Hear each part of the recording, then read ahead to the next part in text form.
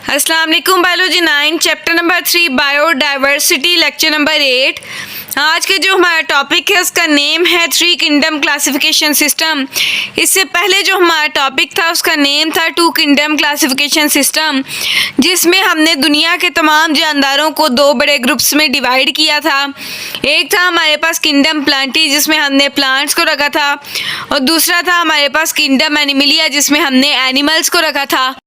System को इसलिए मुस्तरद किया गया था क्योंकि उस सिस्टम में कुछ ऐसी खामियां थी जिसको बायोलॉजिस्ट क्लियरली तौर पर नहीं बता सके थे, और कुछ वो जो हमारे पास खामियां थी उसमें से कुछ ये थी कि उन्होंने ऐसे जानदार जो कि एनिमल और प्लांट दोनों जैसे करैक्टर रखते हैं उनके बारे में तो हमें बताया ही नहीं था।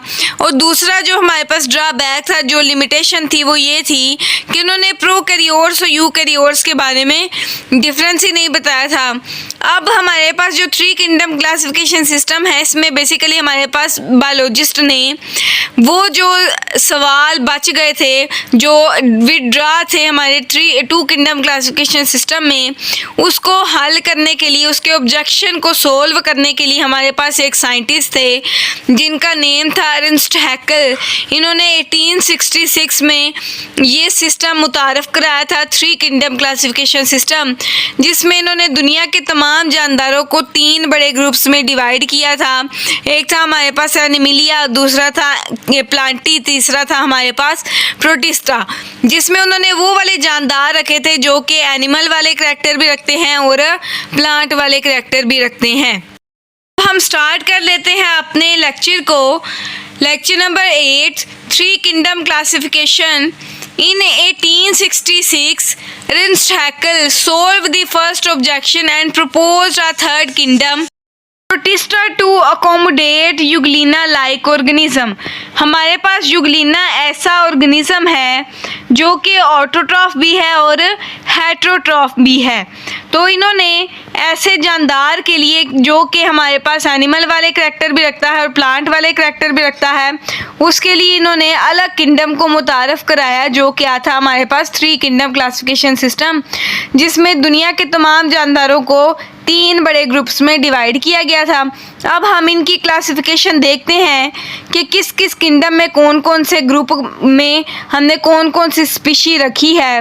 ही आल्सो इंक्लूडेड बैक्टीरिया इन किंगडम प्रोटिस्टा। इसने क्या किया, बैक्टीरिया को प्रोटिस्टा में ही रहने दिया। And in this system fungi were still included in the kingdom Plantae. और अभी भी जो हमारे पास फंजाई थी उसकी पोजीशन को उन्होंने चेंज नहीं किया था। अब इस सिस्टम में भी कुछ ऐसे ड्रॉबैक्स थे जिनको हल करने के लिए बायोलॉजिस्ट ने अगला किंगडम बनाया, प्रपोज किया, जो था हमारे पास 5 किंगडम क्लासिफिकेशन सिस्टम। इसमें दुनिया के तमाम जानदारों को उन्होंने किस में डिवाइड किया था, 5 ग्रुप में डिवाइड किया था। कहता है हमारे पास 3 किंगडम क्लासिफिकेशन को क्यों मुस्तरद किया गया था, क्योंकि इसमें भी हमारे पास कुछ ऐसे ड्रॉबैक्स थे जिसका सवाल अभी भी क्लियर नहीं हुआ था इस किंगडम में। कौन कौन से थे हमारे पास ऑब्जेक्शन जो अभी तक क्लियर नहीं हुए थे। This system did not clear the difference between the prokaryotes and eukaryotes. कहते हैं ये सिस्टम ने अभी तक क्लियर डिफरेंस ही नहीं बताया था प्रोकैरियोट्स और यूकैरियोट्स के बारे में। हमारे पास यूकैरियोट्स और प्रोकैरियोट्स क्या होते हैं ये एडिशनल मैंने इस लेक्चर में शामिल किया है, वो मैं नेक्स्ट आपको बताती हूँ। उसके बाद और कौन कौन से ड्रॉबैक थे, वो ये थे, some biologists disagree about the position of a fungi in kingdom Plantae.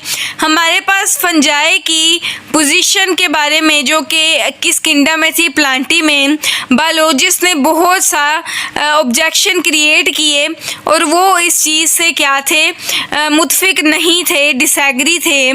Fungi resemble plant in many ways but are not autotroph. autotroph. They are special form of heterotroph and get their food by absorption. कहता है हमारे पास जो fungi है ये resemble तो करता है plant से, लेकिन हमारे पास प्लांट क्या है, ऑटोट्रॉफ है, वो अपनी खुराक खुद तैयार कर सकते हैं। और जो फंजाई है हमारे पास ये अपनी खुराक खुद तैयार नहीं कर सकता। ये अपनी खुराक हासिल करने के लिए किसी दूसरे पर डिपेंड करता है। और फंजाई हमारे पास इस तरीके से क्या होता है, हेटरोट्रॉफ होता है। अब ये खुराक किस तरीके से दूसरों से हासिल करता है, तो जैसे कि ह्यूमंस की बात करें तो ह्यूमंस का मोड ऑफ न्यूट्रिशन क्या है, इजेशन है। वो अपनी खुराक को निगलते हैं। ये खुराक जब किसी से हासिल करता है तो वो क्या करता है, अब्जॉर्ब करके किसी से हासिल करता है। They are special form of heterotroph that get their food by absorption. उसके बाद एक और डिफरेंस है, कहते हैं कि हमारे पास फंजाई की भी क्या होती है, सेल वॉल होती है, और प्लांट की भी क्या होती है, सेल वॉल होती है।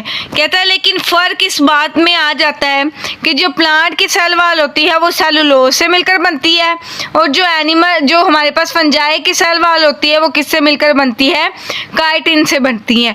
कहता है ये हमारे पास कुछ ऐसे लिमिटेशन थी, कुछ ऐसे ड्रॉबैक्स थे जिसकी वजह से सिस्टम को मुस्तरद किया गया था, और इसकी जगह पर इसमें ही वेरिएशंस लाकर अगला किंगडम बनाया गया जो कि हमारे पास क्या था, 5 किंगडम क्लासिफिकेशन सिस्टम, जिसमें दुनिया के तमाम जानदारों को 5 बड़े ग्रुप्स में डिवाइड किया गया था।